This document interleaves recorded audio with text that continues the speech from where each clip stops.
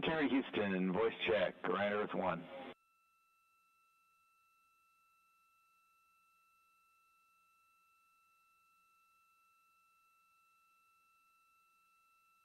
We have you loud and clear, Stan. We have you the same. Did you hear 2 earlier calls for a timeline about 3 minutes ago?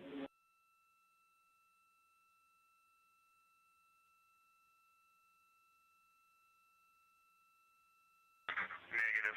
Go ahead, those calls again. Okay. We had just tried to get your attention for some timeline things. It looks like there was some uplink going on elsewhere in the system. We're going to chase that down. For the timeline, can you please give us a status on the RHC install and the docking cam install?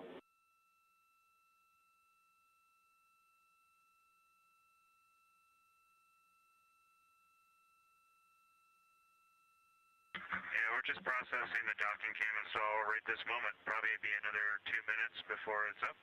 And we're assuming we need to disregard that. And then the RC, we knew it was in the procedure earlier. It's prepped, not quite up yet, but it's in position, so we're good with the RC. If you're happy, we're happy, and copy the docking cam. Next, at the end of your midday meal, we've got a scheduled flight director crew conference. The vehicle looks great. We don't think we need that conference, and if you agree, we can cancel.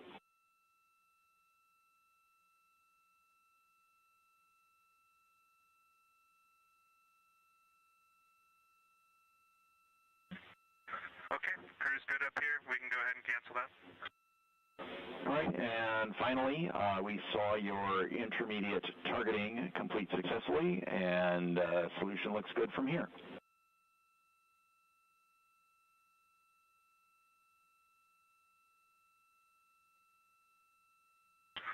Okay, we concur, Stan. Appreciate it. That's it for now. Enjoy your lunch.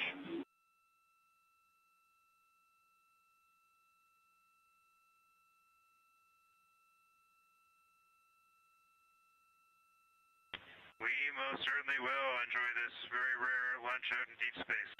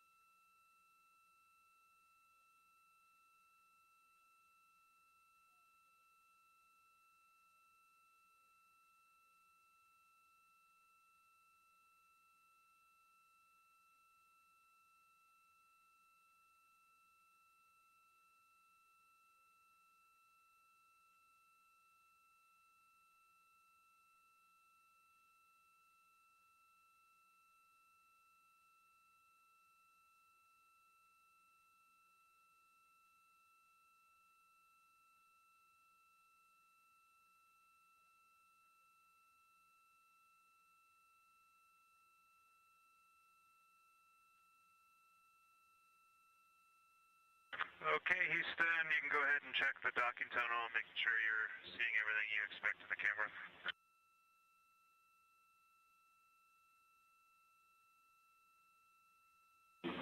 Copy, we'll take a look.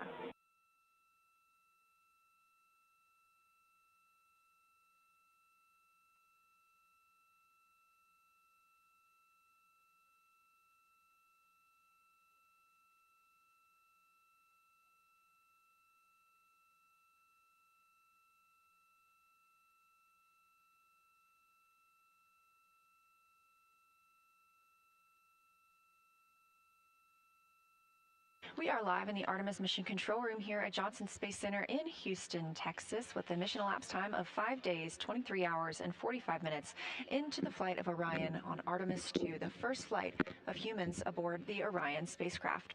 We just heard some calls while the teams are planning for the upcoming return trajectory correction burn, and the crew has been given a go to get into their midday meal. Meanwhile, here in the flight control room, I am joined by Trey Perryman. He is the Orion Mission Evaluation Room lead. So thanks for joining us today. Yeah, good afternoon, Leah. Tell me a little bit about you and your role. Sure. During this mission, I'm called the Orion MER lead, the Orion Mission Evaluation Room. lead. And so this is a team of engineers, a large team of engineers, who have a critical role in the success of this mission. We are responsible for really being the engineering source of knowledge base for the mission. So this is a large team comprised of the engineers who designed, built, assembled this spacecraft, and then processed this with our KSC team members before launch. During the mission itself, we are here in the Mission Control Center. And we provide that expertise to the operational teams, the flight ops team, the launch team, before we lift it off. And my role is to lead this organization, this team of engineers, and then during the mission, report out the findings, the observations we have to our leadership team, to the mission management team and others. So what's the configuration like in the MER? Is it consoles like this? Are you staffed 24/7? Can you break that down? Sure, yeah. So the MER itself is really a combination of different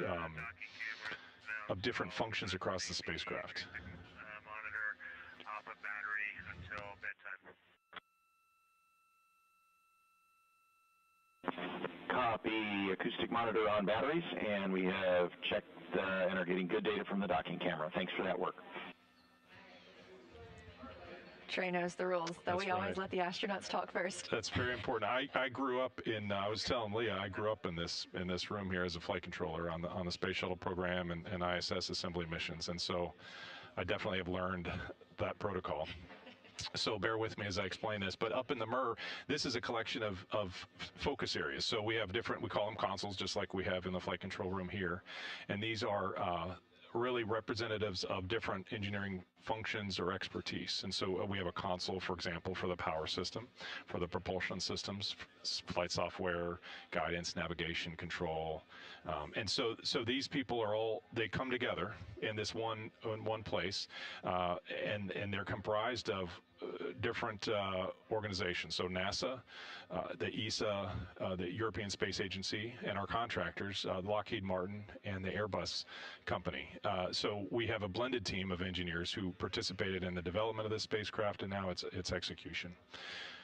Well, tell me a little bit about how the MER works with this front room, because I hear calls, on these back loops about checking with the MER on something. So how does what the team does there inform what the team is doing here? Yeah, that's an excellent question. In the Artemis program, we are really a combination of many teams. And so the operations team, the flight control team here, and then the Orion MER are different teams, and they play a unique and separate role. So the operations team, just to start there, is responsible to execute the mission. And so they fly the spacecraft, they send commands, they work with the astronauts and plan their day and plan the activities on the spacecraft. For the MER team, we're really focused on truly the engineering depth of knowledge. And so we are following the vehicle systems, monitoring the performance of components, of integrated systems together, the whole spacecraft itself, really to understand how the vehicle is performing, understand it against what we were expecting pre-flight, and then to help when there are anomalous conditions. So sometimes there are things that have gone wrong, as others may have noted here for this mission, it's the MER's role to help the ops team through that. So the operators here in the control center will respond to an issue. It'll be the MER's role to find resolution of that issue over time. So they're unique roles, and we talk and compatible, and so we talk with one another through the mission. So our flight controllers here and the MER consoles talk regularly, every day, all through the shifts, about what's going on in the spacecraft components. And then our team upstairs is led by MER managers, so they're responsible for one shift to the next in the MER. This MER supports round the clock, and just as the flight director does in this room. And so our MER managers and the flight directors coordinate as required. Well, let's talk about preparation a little bit. So I know that we participate in sims here in the flight control team. How does the MER prepare for a mission like this? Right, very similarly. So the MER team, we're different than flight controllers. And so where the flight controllers, this is their bread and butter, operations is what they do primarily. The engineers in the MER are also very good because they draw upon their day job of designing and understanding, really qualifying the system, testing, evaluating, improving. And so For the MER team, our training really begins with what we do outside of the mission pre-flight ahead of time, and in understanding this vehicle, defining what the vehicle will need to do during the missions. And so when it came to really put I think your question is really about how do we actually specifically prepare for this mission. We began in January of last year, and we formed the team and identified who would be on the team, and then participated in dozens of simulations with the launch team out at KSC, and then also here at mini sims with the flight ops team. And so exercising team communication within our own MER team, and also communicating with the flight controllers, communicating with the launch control team.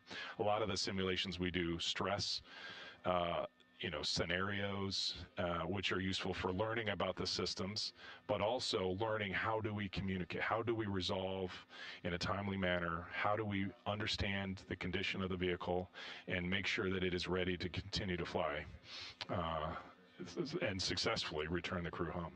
Fantastic. Well, let's talk a little bit about yesterday. So we had Lunar Flyby Day. Yes. What was the energy like in the mission evaluation room? It was a fun day.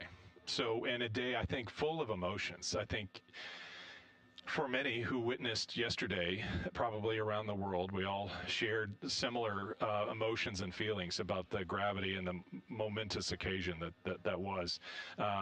When Jeremy was calling down and spoke about those craters, and naming those two specific craters, I don't think there was a dry eye in the room. I mean, silence. So most of the team upstairs, like here, are wearing headsets, but we had a lot of extra visitors. So we had speakers on, but you can just hear very clearly Jeremy coming through the speakers we had up there. Very impactful. And then as we approached Paralone, the altitude of closest approach to the lunar surface, lots of excitement. Immense joy as we led up to the Earth set before we went into that eclipse period and loss of signal period. Before launch, the crew members came out and visited the MER and talked with us and gave us patches, those double-sided patches. Yes. That they decided where one side is a picture of the Earth with the moon in the distance, and then the other side is different with the moon and close up, and then the Earth in the distance. So we did what they had asked us to do. And so at the moment of Paralone, we all had a little ceremony of or activity of flipping the patches. And so immense joy, excitement. It was pretty fun. And then as we knew we would get signal back as Orion continued to fly on the other side of the moon, and we knew we would get comm back with the Earth, intense focus. Really wanted to make sure, what is that vehicle looking like once we got comm back with them. It sounds like we were going through some similar things in both of these rooms. I'm sure. When the craters were named, it was a moment of silence in here as well. It was very, very touching. And we also have those double-sided patches, and we got to show those yesterday on the broadcast, and we had our own moment of getting to turn those around. So it was a very fun day here as well, and I'm glad to hear that you had that in the MER too. Yeah. So now that we're through Lunar Flyby, we're officially on the journey home. Yeah. How do you feel about the rest of this mission and coming down and coming to splashdown? Yeah, this mission is not over until we get the crew back. So the MER team has extreme focus right now. There are a lot of things that the crew members are doing themselves in the cabin to prepare for this journey home, and we are also watching the spacecraft, and it's really mindful that we are. Houston for smoke detector.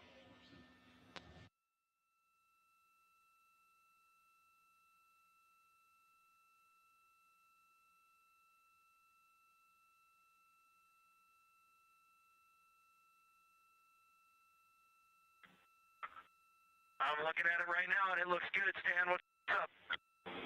It is showing us a bunch of noise and spikes. We're wondering if something is bumping against it.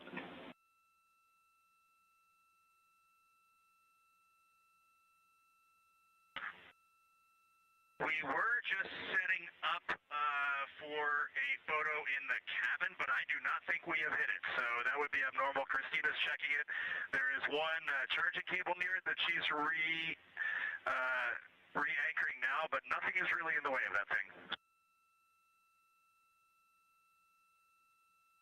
All right, copy, Reed. Actually, that's a helpful report. We might have been getting some interference with that cable. We'll keep an eye on it.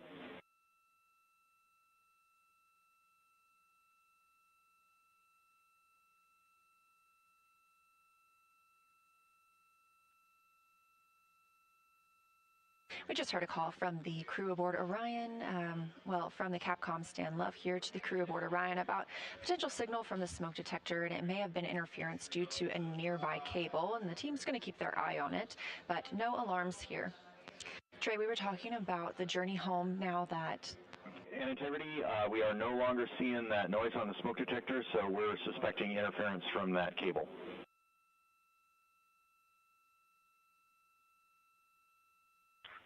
Interesting. Okay, thank you. Just what we were hoping to hear. We were talking about the MIR, and now we're on our way home, and the mission is really not over. It's definitely not over until we have the crew back safely. So what's the focus like right there now? Right. We have a couple of trajectory correction burns coming home, and so the MIR team is looking at systems that would be involved in that and the performance and of those burns to really make sure we're hitting the right entry interface conditions. I mean, that's really where, for this spacecraft, the rubber meets the road in terms of recovery and returning home. We need to hit that target so that the rest of the spacecraft can go through the Earth's atmosphere, open parachutes, and finally successfully splash down. So the MIR team is looking at that. We're worked through a handful of different different anomalous conditions on the spacecraft. I think the crew is doing very hard in the space, working through different things in the spacecraft and their own day, their own schedule.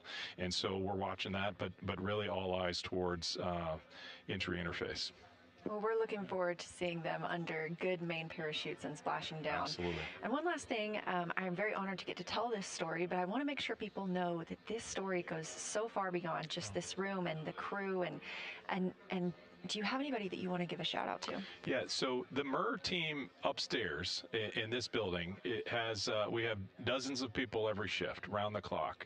But we have other locations. So we have people, I'd like to say hello to the people outside of this building that support the team that I'm responsible for. So we have dozens of people in Denver at a facility Lockheed Martin has. We have dozens of people outside of Amsterdam in the Netherlands, where the European Space Agency has a similar remote site. So for the people who are there, I'd like to say thank you, because we're drawing upon all of the expertise. And that Artemis expertise is really all over, and I have a lot of different individuals that come to my mind, too many to mention here right now for a specific shout outs. But to be honest, there are moments in this mission that I will look back and realize the successes we had were really because of the many people and the necessity for us to work together and solve those problems together, which is, I think, largely what Artemis is about. It's really about going to the moon, but it's also about doing so together. Absolutely. Couldn't have said it better. So the work of thousands of people, and now Artemis 2 going for all humanity. That's right. Thank you so much for joining us, Trey, telling us a little bit more about the MIR. And I know you have to get back there, so I appreciate your time here today. Well, thanks, Leah.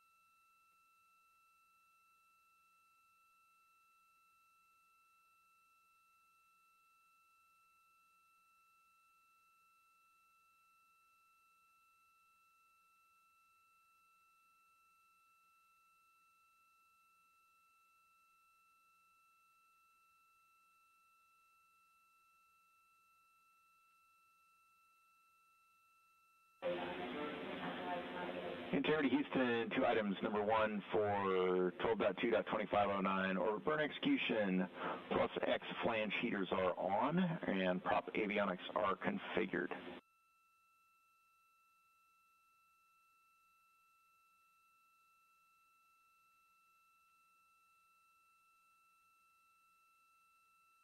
Okay, we copy, Stan. And unfortunately, we have seen the spikes return in the signal from the smoke detector. Can you check that the cable is still not near it, and also tell us what cable it was? If that was EMI off of that cable, we definitely need to document this.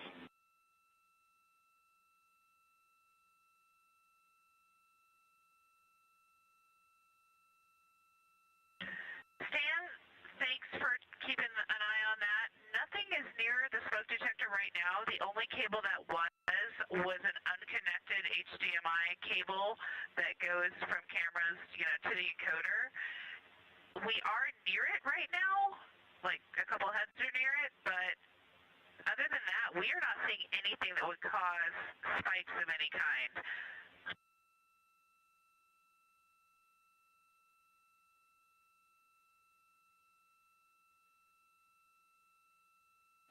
All right, copy. Thanks for that information. We're still scratching our heads down here.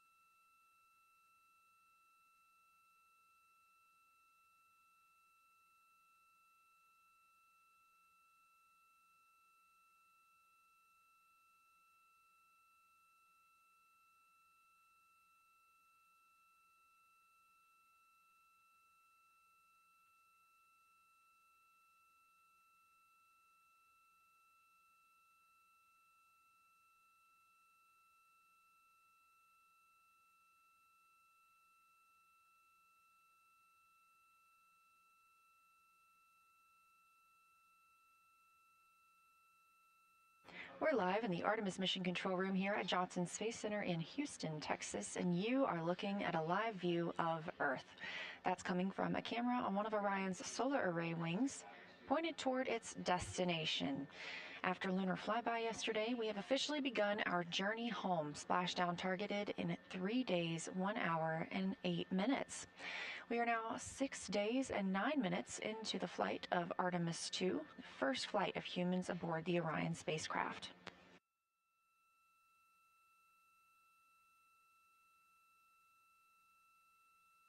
We heard some calls earlier about potential noise or pings on the smoke detector. There are no alarms going off, obviously, on the smoke detector, and the crew sees nothing out of the norm aboard the spacecraft, so teams on the ground are trying to figure out where that interference might be coming from.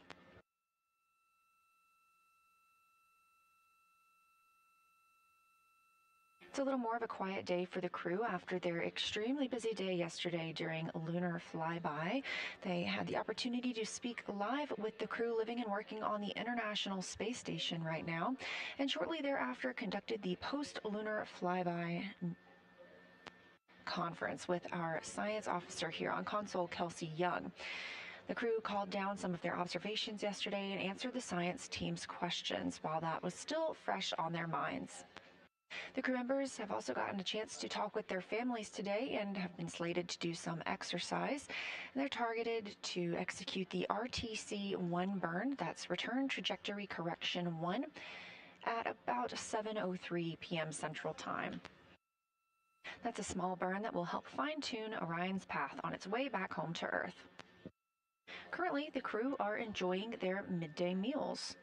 On the menu today are some soups. We've got split pea soup, potato soup, turkey tetrazzini, beef patty, tortillas, spicy green beans, vegetarian chili, grilled chicken, tomatoes and eggplant, apples and spice, macaroni and cheese, and some mango salad, as was mentioned in that ISS ship-to-ship call earlier, and some more coffee.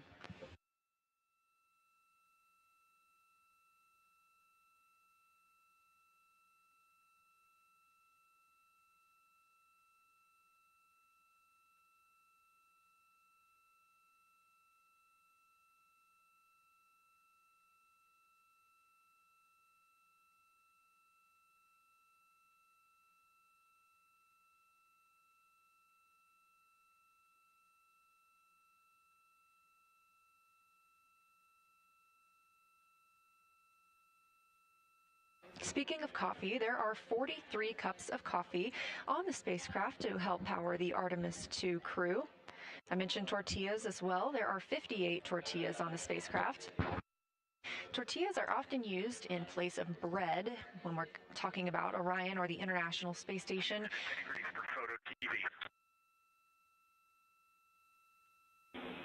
Go ahead for Photo TV.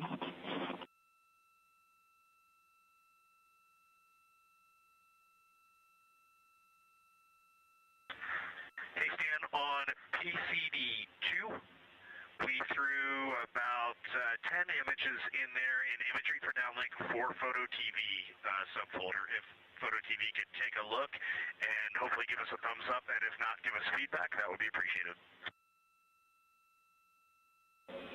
We will get those down and take a look and get back to you.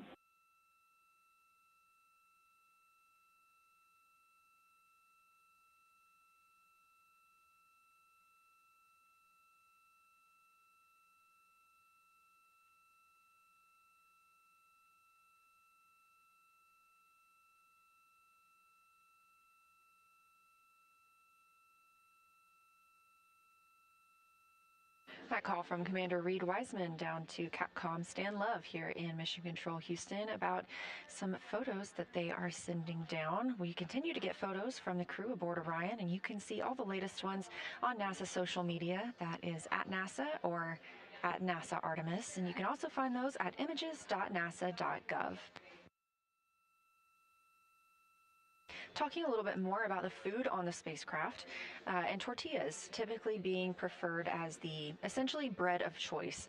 Bread has a lot of crumbs, and when in space, those can float pretty much anywhere and get into the ECLIS, the Environmental Control and Life Support Systems. And you do not want anything clogging up your fans for those life support systems, so tortillas are often the preferred, essentially, bread of choice.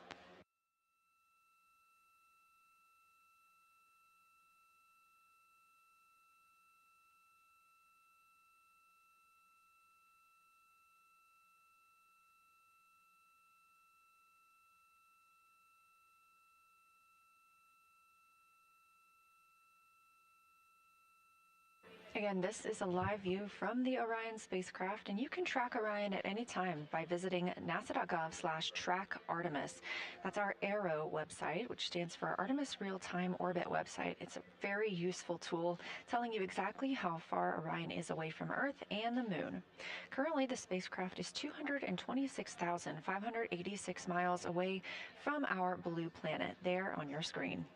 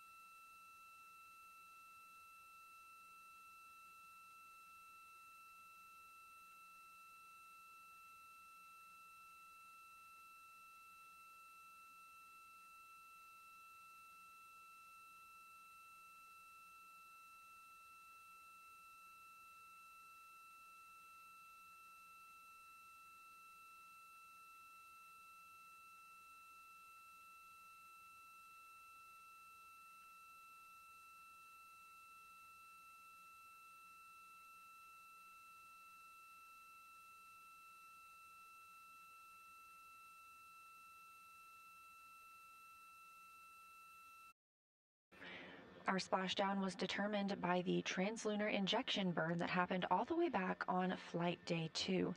We don't have a separate deorbit burn. That translunar injection burn set us up for a free return trajectory, harnessing the moon's gravity and Earth's gravitational pull to bring us back for that splashdown.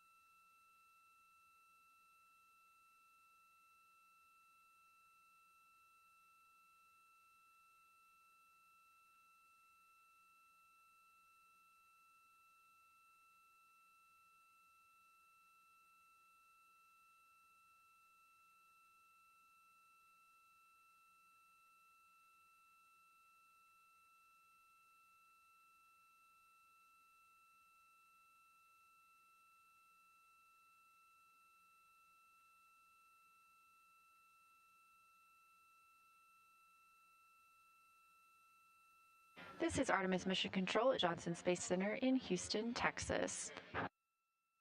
Next major milestone on the crew's timeline will be the RTC-3 burn. We are now just 1 hour away from ignition of that burn. This is a 1.4 foot per second burn. Again, that's relatively small, and so this is a trajectory correction burn, as is in the name. These are just small refinements for our trajectory that was set during the translunar injection burn back on flight day 2.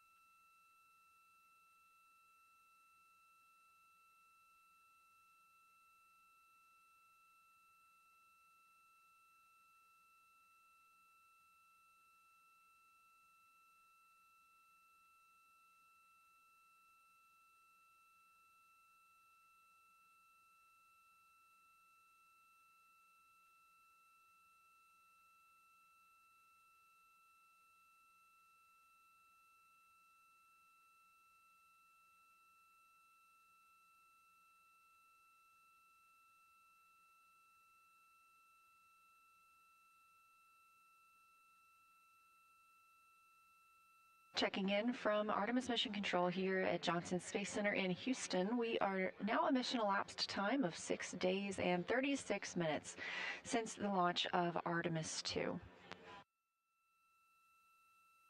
Our crew members, Reed Wiseman, Victor Glover, Christina Cook, and Jeremy Hansen, are living and working aboard the spacecraft as the first crew to fly aboard Orion. They're testing all spacecraft systems and conducting other demos to help prepare for future missions to the moon.